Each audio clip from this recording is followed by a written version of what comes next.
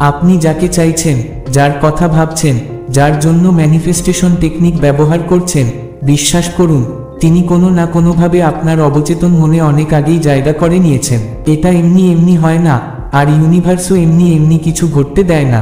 কখনো কি ভেবে দেখেছেন কেন হঠাৎ করে কোনো একজন মানুষের প্রতি আপনি এত আকর্ষণ অনুভব করছেন? কেন তার চিন্তা বারবার আপনার মনে আসছে?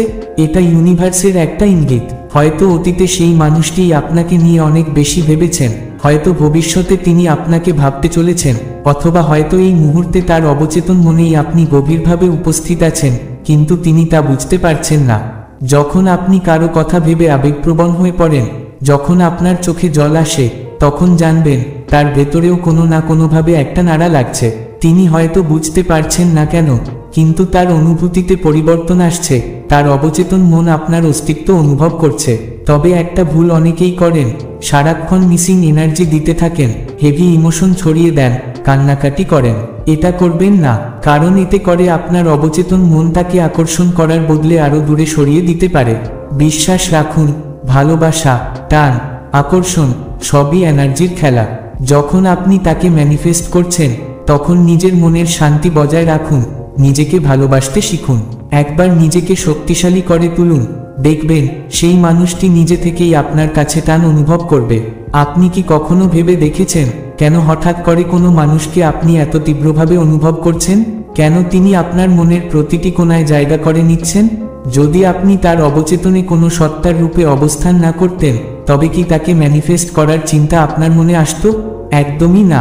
এবার আসুন আরেকটি দিক থেকে ভাবি, কোনো ব্যক্তির এনার্জি বা চিন্তা আমাদের জীবনকে কিভাবে প্রভাবিত করে। ধরুন আপনি বর্তমানে কোনো সম্পর্কে আছেন বা কাউকে মনের মধ্যে ভালোবাসেন, কিন্তু হঠাৎ করেই তার প্রতি আপনার এক ধরনের বিতৃষ্ণা জন্মে গেছে। কেন? আপনার মনে হচ্ছে তিনি হয়তো আপনাকে আর আগের মতো ভালোবাসেন না, আপনাকে পাত্তা দেন না।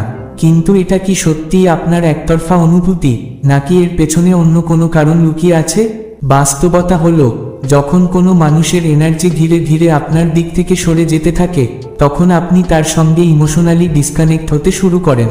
এর অর্থ কি? এর অর্থ অন্য কোথাও, অন্য কোনো ব্যক্তির অবচেতন মনে আপনাকে নিয়ে কোনো না কোনো প্রসেস চলছে। হয়তো তিনি জেনে বা না জেনে, সচেতনভাবে বা অবচেতনভাবে আপনাকে নিজের জীবনে টানছেন। সব সময় এমন নয় যে কেউ ইচ্ছাকৃতভাবে ল অফ অ্যাট্রাকশন বা অন্য কোনো ম্যানিফেস্টেশন টেকনিক ব্যবহার করছেন।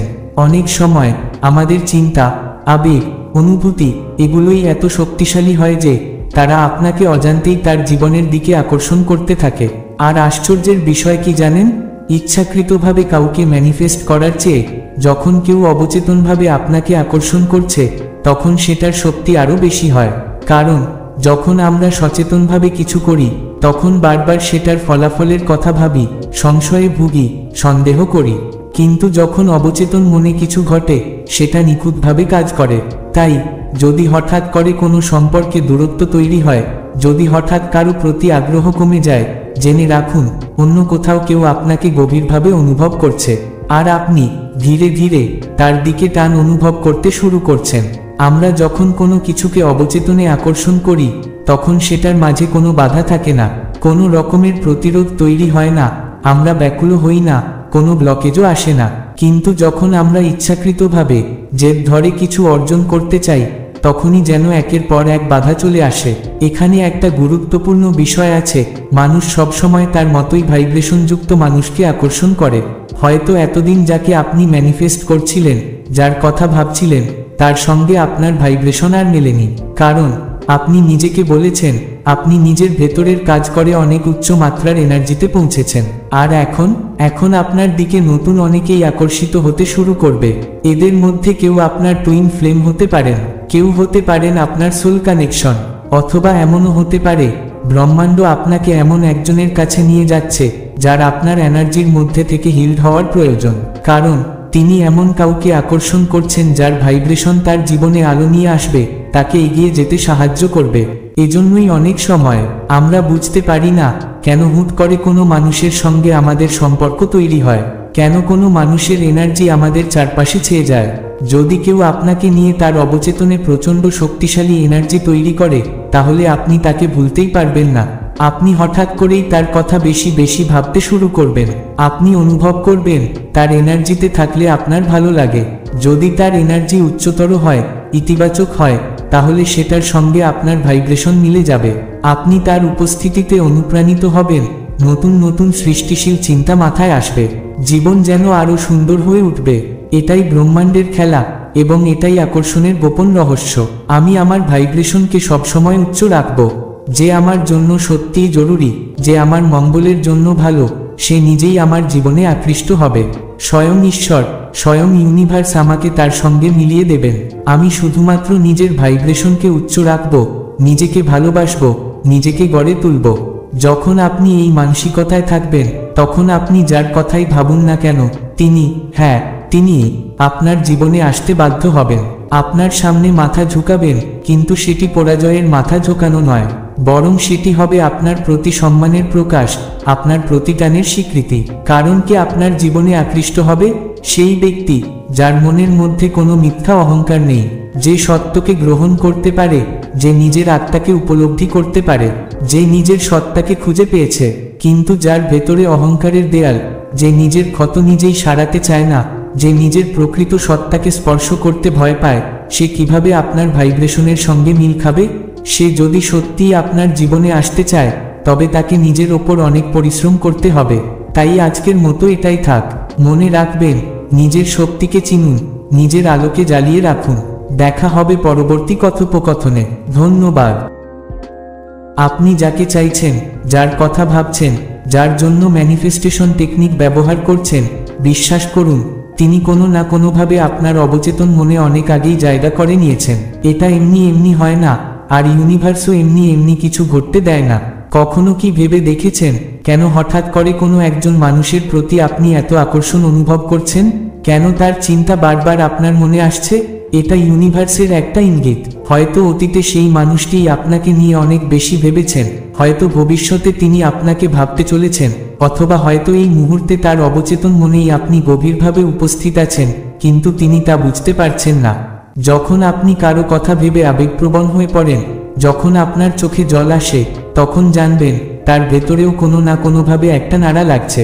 তিনি হয়তো বুঝতে পারছেন না কেন, কিন্তু তার অনুভূতিতে পরিবর্তন আসছে। তার অবচেতন মন আপনার অস্তিত্ব অনুভব করছে। তবে একটা ভুল অনেকেই করেন, সারাক্ষণ মিসিং এনার্জি দিতে থাকেন, হেভি ইমোশন ছড়িয়ে দেন, কান্নাকাটি করেন। এটা করবেন না, কারণ এতে করে আপনার অবচেতন মন তাকে আকর্ষণ করার বদলে আরো দূরে সরিয়ে দিতে পারে। বিশ্বাস রাখুন, ভালোবাসা, টান, আকর্ষণ সবই এনার্জির খেলা। যখন আপনি তাকে ম্যানিফেস্ট করছেন, তখন নিজের মনের শান্তি বজায় রাখুন, নিজেকে ভালোবাসতে শিখুন। একবার নিজেকে শক্তিশালী করে তুলুন, দেখবেন সেই মানুষটি নিজে থেকেই আপনার কাছে টান অনুভব করবে। আপনি কি কখনো ভেবে দেখেছেন কেন হঠাৎ করে কোনো মানুষকে আপনি এত তীব্রভাবে অনুভব করছেন? কেন তিনি আপনার মনের প্রতিটি কোণায় জায়গা করে নিচ্ছেন? যদি আপনি তার অবচেতনে কোনো সত্তার রূপে অবস্থান না করতেন, তবে কি তাকে ম্যানিফেস্ট করার চিন্তা আপনার মনে আসতো? একদমই না।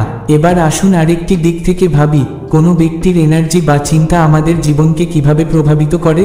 ধরুন, আপনি বর্তমানে কোনো সম্পর্কে আছেন বা কাউকে মনের মধ্যে ভালোবাসেন, কিন্তু হঠাৎ করেই তার প্রতি আপনার এক ধরনের বিতৃষ্ণা জন্মে গেছে।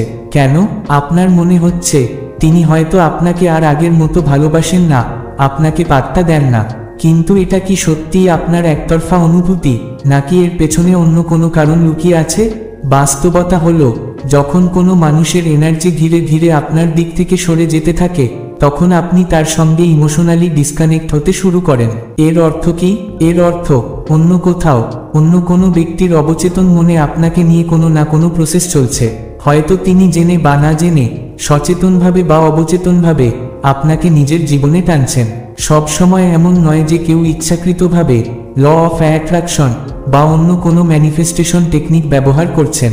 অনেক সময় আমাদের চিন্তা, আবেগ, অনুভূতি এগুলোই এত শক্তিশালী হয় যে তারা আপনাকে অজান্তেই তার জীবনের দিকে আকর্ষণ করতে থাকে।